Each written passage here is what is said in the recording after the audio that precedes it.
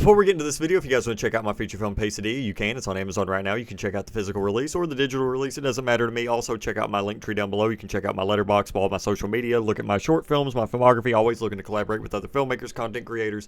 It is finally that time. We are talking about the top 20 films of 2024. Now, I have seen a majority of the big releases of 2024. I wouldn't even say a majority. I've probably seen all of them. I've seen around 100 films for 2024, which is nuts. 2024 was a really good year. There's some years where you have, a good year where you get close to 100 films. Sometimes you get over 50. It really just depends on what directors are deciding to make films, and especially now with the whole pandemic and stuff, we're starting to see a lot of these films come out, I believe. So that's why this year I think was so stacked.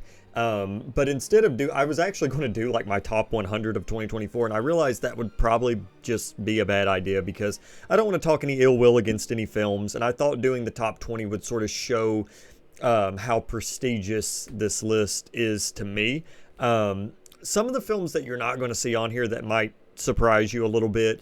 Nosferatu is not on here. It would probably be my number 21, so that's probably like my honorable mention, which I don't know, maybe it just depends, because some of these films on a rewatch you'll watch them and they'll move up the list, move down the list. Like my favorite film of 2024 was not the same last week, but I am pretty confident in it now because I usually wait and make these lists until I actually know what my favorite film is. Just like with 2023, I gave it to the holdovers, but then I had to make another video and I gave it to the zone of interest. But before that, my favorite film of the year usually stays the same, and it has.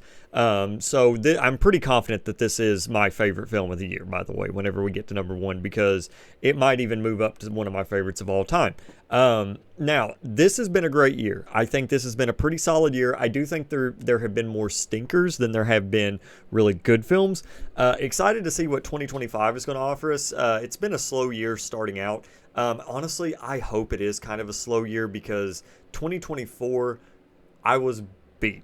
I was beat, and plus I'm filming a new feature this year, so yeah, it's gonna be a busy one. But let's go ahead and waste no time. I will pull it up here on Letterboxd and I'll talk about it. And this is my top 20 films of 2024.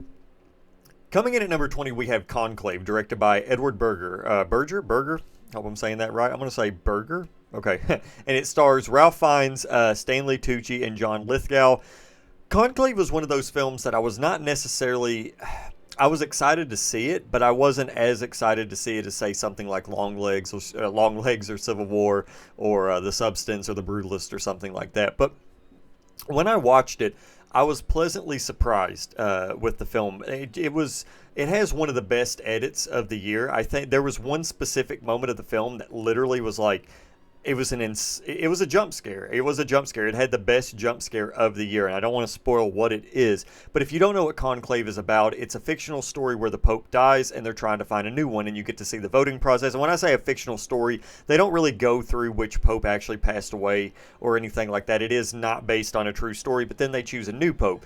And it's got a pretty good twist towards the end, I'm not going to lie. And it really does take a lot of risk. Conclave, I think, is a phenomenal film. I think it's one of Ralph Fiennes' best performances he's ever been a part of. I think that this is, honestly, I don't want to say it's his best performance because I think he is great in Grand Budapest and Schindler's List, but I would say that this is up there. I might actually prefer this performance more than the Grand Budapest, if I'm being honest. But yeah, this film is phenomenal. I really enjoyed it. I enjoyed it more than I thought I would. But again, Nosferatu is my number 21 technically, so I don't know. Maybe Nosferatu would take this spot if I rewatched it again. But for right now, I'm going with Conclave. Next up is Furiosa, a Mad Max saga, directed by George Miller, starring Anya Taylor-Joy and Chris Hemsworth. Furiosa, so I enjoy Mad Max, Fury Road. I enjoy the other Mad Max films. But Furiosa is probably my favorite of the whole entire series. I think Furiosa should have got nominated for all kinds of Academy Awards because I know Fury Road did whenever it came out.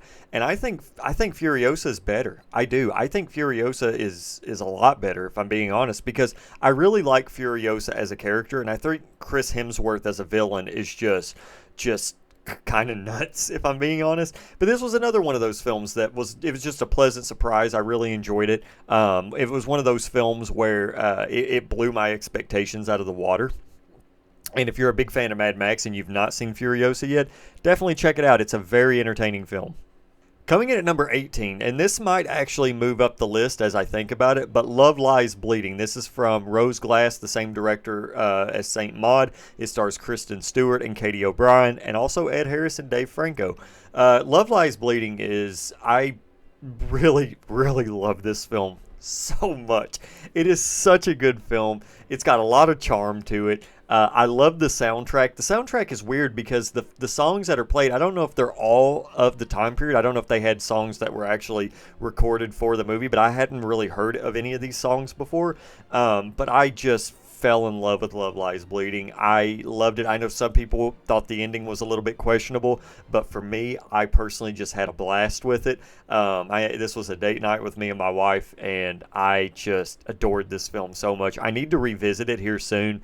But if you don't know what Love Lies Bleeding is about, it's essentially a drifter. She comes to this gym. She ends up meeting Kristen Stewart's character.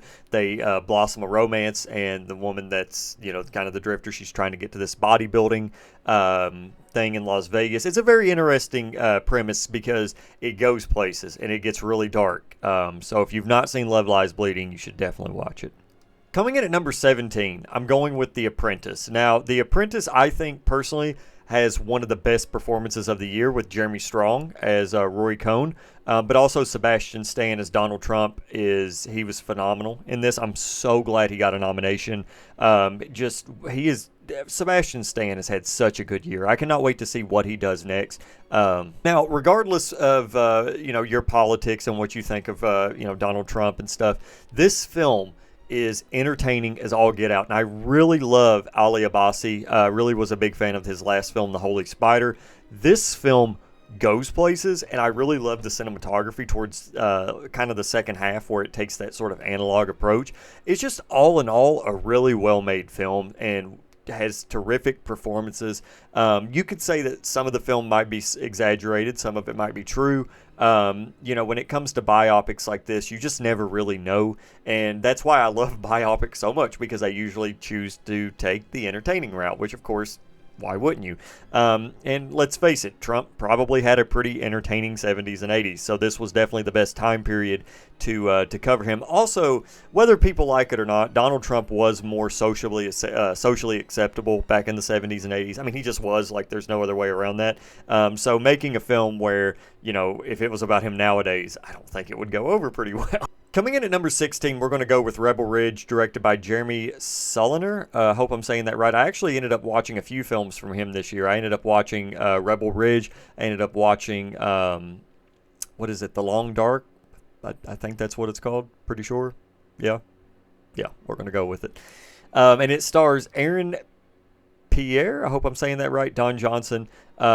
This film was another one of those films that I was just not expecting to love it as much as I did. I actually put this one off for a while because, if I'm being honest, I just thought it was another ripoff of First Blood, which I guess you could say it kind of is. But the way that it just goes about things, it ends up turning into something that's very familiar, and then it ends up going into territory where it starts to become more original, and I really like that about the film a lot. It is, again, I think Jeremy, however you pronounce his name, he directed Blue Ruin, Green Room, Long Dark, and this, and I was not really the biggest fan of Green Room. I probably need to rewatch that. But Rebel Ridge was great, Blue Ruin was really good, and I actually really enjoyed The Long Dark. So if you guys have not had a chance to see Rebel Ridge, it is on Netflix. I would definitely recommend checking it out. Only 214,000 logs on Letterboxd. Everybody's dads probably watched this, just saying. But I liked it. Okay, we are in the top 15. Strange Darling, directed by J.T. Molnar.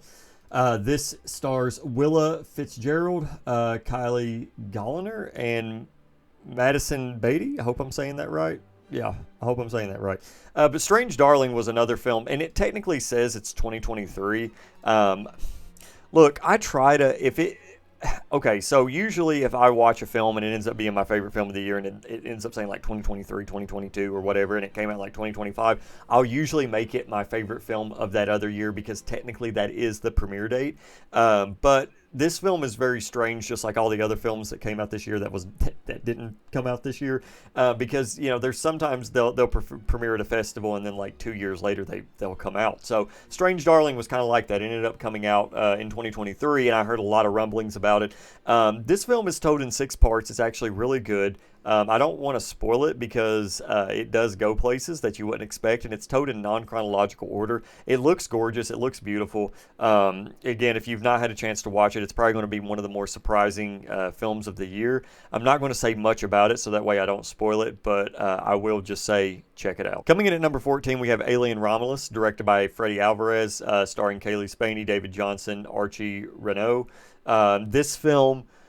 This has actually got a lot. I mean, when this film came out, the buzz with this film was absolutely nuts. And I am so glad we're getting another one because Alien Romulus was fantastic. I saw it twice. I saw it when it first came out, and I saw it in IMAX. I actually still have my Alien popcorn bucket, so yeah, I'm a big fan of Alien. I thought Alien Romulus was one of the best of the series. It's probably my second favorite of the series behind the first one because the first one's just that good. But yeah, this is, if you've not seen Alien Romulus, which you probably have, definitely check out the 4K because it actually really does have a nice 4K edition. And I mean, it's Alien. What else can you say? Coming in at number 13, we have Anora, directed by Sean Baker, starring Mickey Madison. Sean Baker, I actually believe, okay, so fun fact. The person that made 2 of my short film posters, and he's done the poster for my new feature film that I'm working on, he actually made the official Anora poster, which I think is really cool. So shout out to you, Keith. You're probably not watching this, but yeah. So Anora, I love Sean Baker. I think Sean Baker is a terrific director. I don't think this film is better than Red Rocket or The Florida Project, in my opinion. But I love the stories that Sean Baker tackles. He definitely goes for it when it comes to his themes and styles. Because if you look at his films, he's got Scarlet, he's got Takeout, he's got The Prince of Broadway, he's got Florida Project, he's got Red Rocket, and they're all very low budget, guerrilla style, poverty stricken sort of films. And I don't know, I just really love his approach to narrative storytelling, and I'm so glad Anora won the Palme d'Or. I don't know how well it's going to do at the Oscars. It didn't really do that good at Golden Globes at all, but I enjoyed it. I did, and I love Sean Baker, and I can't wait to see what he does next. Hopefully he kind of spruces it up a little bit. Coming in at number 12, I actually was not expecting this film to be as high up on my list as it is. It only has like a 3.3 on Letterboxd, which, I mean, I guess it's kind of expected. Horror films usually don't really do that great, I mean, depending on what it is. But I actually thought Smile 2 was one of the best horror films to come out in recent memory. I thought it was great. I loved the cinematography for it. I loved the opening. I really enjoyed the character of Naomi Scott. I just thought she was fantastic. All in all, it was just a solid viewing experience. And the ending of it, I'm so for these Smile films. I love Smile. I really do. I used to not be the biggest fan of the first film, and then it kind of grew on me a little bit because everybody around me were kind of dissing on the first film, and I kind of went with it. I was like, oh yeah, that old Smile too. But no, I seriously love this film. I cannot wait to see what they do with Smile 3, because if you've not seen this, the way that it ends, it's crazy. And if you don't know what Smile is about, it's basically somebody being followed by people that are smiling. It's very creepy. You should definitely check it out. Coming in at number 11, we have Memoir of a Snail. Now, this was one that I actually almost did not watch, and it ended up getting a lot of recommendations from it on Letterboxd and IMDb. It only has 78,000 ratings on there, only 78,000, but it seems like it's been getting a lot of praise, and this film is really good. Forcibly separated from her twin brother when they are orphaned, a melancholic misfit learns how to find confidence within herself amid the clutter of misfortunes in everyday life. This film is just, it's so beautiful. I have a soft spot in my heart for stop motion, and this, again, don't let this slip under your radar, because I honestly thought it was better than Wild Robot and Flow. There's only one other animated film that came out this year that's actually above this, which now we're getting into the top 10, Wallace and Grommet, Vengeful Most Foul. I think this is the best animated film of the year. And if I'm being honest, it's not even biased because I really love Wallace and Grommet. I do think Wallace and Grommet is the most revolutionary animated films that's ever. I do think Wallace and Grommet is just the most revolutionary animated anything when it comes to filmmaking. Because if you look at it, it gets progressively better, and you just can't help but wonder what is going on. How are they doing this? I thought Wallace and Gromit, Vengeful Most Foul, I literally watched the whole film the first time almost with my jaw dropped. I mean, it was just, I looked at it and just wondering, how the filmmakers achieved this level of just expertise in the stop motion craft. And I've also seen this film a lot this year. I've only logged it once, but I've seen it probably like 10 times because my son loves this film. So but it's good, and it's my favorite Wallace and Gromit film probably. I think it's just fantastic, really. I really hope this wins best animated film at the Oscars. It's probably not, but almost every time Wallace and Gromit goes to the Oscars, they win. Coming in at number 9, 2 Luca Guadagnino films are actually in my top 10 of 2024, but we're going to go with Queer, starring Daniel Craig and Drew Starkey, also Jason Schwartzman.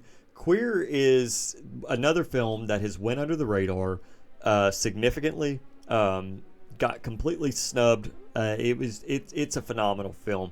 It's kind of like, it reminds me if Luca Guadagnino went full David Lynch. I mean, it does things with miniatures. It does things with visual effects that are just kind of just downright impressive, if I'm being honest. I was a huge fan of this. I know one of my friends, this actually ended up turning into his favorite film of all time, which is kind of crazy. But Queer does have a lot of charm to it. I will say, the one thing that's preventing this from even being like at my number 1 spot is I would have loved to have seen the original cut of this, because you can tell that there was a chunk of this cut out, especially in the second part, but I'm not going to nitpick it. I love Luca Guadagnino. He's one of my favorite directors working today, and we'll talk about him again here in a second. Coming in at number 8, we have The Brutalist. Now, this was actually my second favorite film of the year, actually my first favorite film of the year for a little bit. And it stars Adrian Brody, Felicity Jones, Guy Pearce, Joe Alwyn, Raffi Cassidy, Stacey Martin, and it's directed by Brady Corbett and co-written by Mona Fastvold. This was filmed in VistaVision. It was made on a pretty low budget. It is a pretty big film. I hesitate to call this film an epic in a way because it is almost 4 hours long, but I don't want runtime to necessarily dictate what an epic is. I guess if you say this is an epic, I guess a lot of films are epic because this film is pretty contained for what it is. And I still really enjoyed it. I saw it twice. The second time is what made it fall on the list a little bit, because the first time I was still viewing it with rose-tinted glasses, and I still really enjoy it. Don't get me wrong. I mean, it is a great feat. It is a great indie feat. But at the same time, it's not my favorite Brady Corbett film. I would probably say my favorite Brady Corbett film is Childhood of a Leader, then Vox Lux, and then this. But he's definitely on my radar now. And I definitely check it out. It is a pretty long watch, but it should be coming out for home viewing here soon. Coming in at number 7, we have Baby Girl, directed by Helena Regine. It stars Nicole Kidman and Harris Dickinson. This film was just, I loved it a lot. It reminded me a lot of Mikhail Haneke's The Piano Teacher. I'm a really big fan of erotic thrillers like this, erotic romance thrillers. I love Nicole Kidman in this, and Harris Dickinson was just great. Their chemistry was fantastic. This is one of the most slept on films of the year, I think, because I have not heard many people talk about it, although there is a lot of ratings on Letterboxd. I still think more people should talk about this film because it was one of the best films of last year. It completely, in terms of like the first, the overall discourse at the start, it completely slipped under my radar. I didn't really hear much about it, and then as Christmas got closer, I was like, I am very excited to watch Baby Girl, and it completely ignored my ratings on here because just don't take them serious whatsoever. Coming in at number 6, we have Long Legs. I've seen this film 3 times. I saw it twice in theaters on the same day, and then I ended up watching the director's commentary 4K Blu-ray. Long Legs is one of those films that I was just sorely disappointed in whenever it first came out, the first time I watched it. It's directed by Osgood Perkins, stars Mika Monroe, Nicolas Cage, Blair Underwood, Alicia Witt. I was just very upset with it. I didn't really care much for it the first time I watched it, and I was extremely hyped. I've never been this hyped for a movie before, ever. It even beat my hype for Zone of Interest. But But yeah, I was just not really the biggest fan of this film. And then I ended up watching it again the second time of the night, and it grew on me because I was like, okay, well, the first time I watched it, I went into it with this just catastrophic level of a hype, and then got disappointed. But then I watched it for what it actually was, and it sat well with me. And then watching the director's commentary, I understand how Osgood Perkins works as a director. It seems like he's very open on set. He's very, I don't know, I really just love his films. I think he's a terrific director. I cannot wait to see The Monkey this year. Now we're getting into my top 5 of the year. Coming in at number 5, we have Civil War, directed by Alex Garland, starring Kristen Dunst, Wagner Moura, Kaylee Spaney, and Stephen McKinley Henderson. Also Nick Offerman.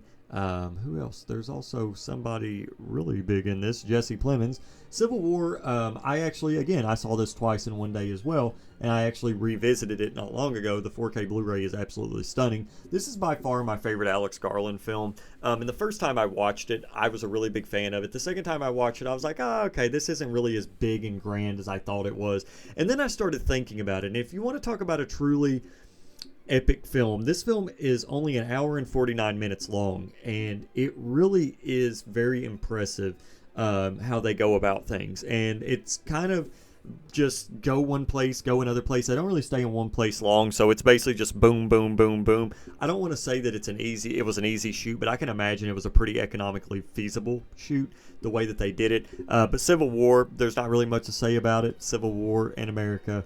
But it was a phenomenal film. I seriously enjoyed it a lot. I cannot wait to revisit it. I hope I watch it again soon. Coming in at number 4, this is another weird one. It says 2002, but technically it kind of came out in 2005. No, 2004, I think. People are considering it a 2024 film, so I'm considering it a 2024 film. This is about a guy that is trying to... let me just read the synopsis. In the 19th century, a drunken Applejack salesman must go from zero to hero and become North America's greatest fur trapper by defeating hundreds of beavers. It's just a bunch of beavers and a bunch of costumes. It pays homage to films like Charlie Chaplin and Buster Keaton. It's hilarious. It is very, very hilarious. You should definitely not skip out on this. This is the type of film, you could even watch it with your family too. This is the type of film where you just get a bunch of people in a room, get drunk, and watch it, and you're going to have a good time. I really did enjoy it. Coming in at number 3, this was my favorite film for a while for 2024, and that's Challengers. Dang, I did not realize this had 2.1 million views or logs on Letterboxd. Challengers is that film. Luca Guadagnino, Zendaya, Mike Faust, Josh O'Connor. This film is phenomenal. I just think that this film has gotten snubbed from everything. I think this film should have got nominated for Best Picture. I think it should have got nominations all across the board. I would have gave it to cinematography. I would have gave it to direction. I would have gave it to screenplay. I would have gave it to Best Picture. I would have gave it to editing. I would have gave it to score. I would have gave it to Zendaya for Best Performance, a nomination. I would have gave Mike Faust. I mean, seriously, this film should have been an 8 nomination film.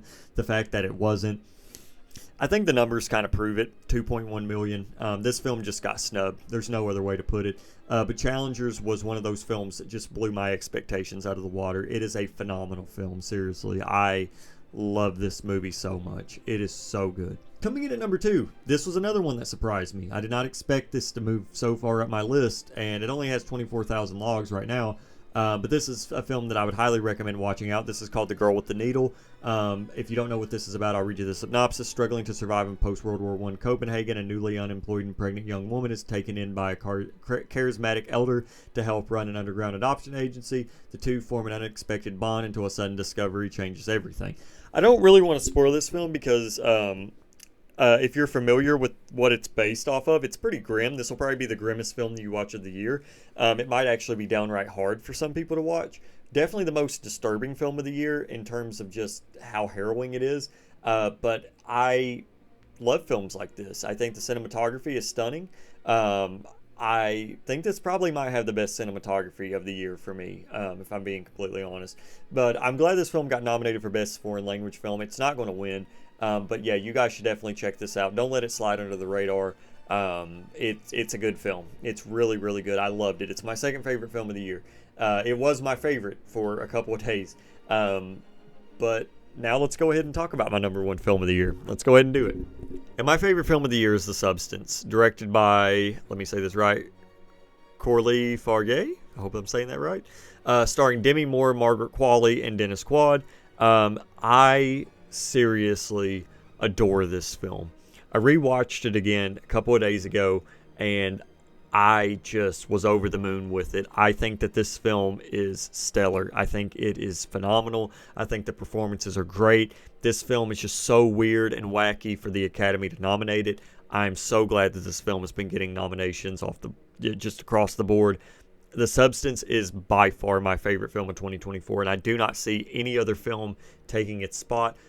Technically, Cloud is coming out this year, and Paddington in Peru, which I'm going to consider those 2025 films. But if I watch those and they just so happen to be like my favorite film of all time, then I will make a video updating, my list. But this is my favorite film of 2024.